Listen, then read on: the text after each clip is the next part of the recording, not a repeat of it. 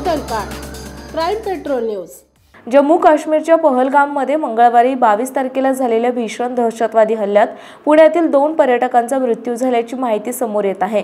पुण्यातील जगदाळे आणि गणबोटे अशी 2 कुटुंब पर्यटनासाठी गेली होती। त्यामध्ये संतोष जगदाळे आणि कौस्तुभ गणबोटे या दोघांना हल्ल्यात गोळ्या लागल्या। यानंतर त्यांचा उपचारादरम्यान मृत्यू झाल्याची माहिती मिळाली आहे। पहलगाममध्ये झालेल्या घटनेनंतर केंद्रीय सहकार आणि नागरी विमान वाहतूक राज्यमंत्री मुरलीधर मोहोळ हे जम्मू काश्मीर येथील जगदाळे आणि गणबोटे यांच्या कुटुंबाच्या संपर्कात आहेत। माझ्या डोळ्यासमोरच वडिलांना गोळ्या झाडल्याचे मुलीने सांगितल्यावर काळीज हेलावले असल्याचे ते म्हणाले। जम्मू काश्मीर येथे महाराष्ट्रातील पुण्यासह विविध भागांमधून पर्यटक फिरायला गेले आहेत। पहलगाममध्ये मंगळवारी भीषण दहशतवादी हल्ला झाला।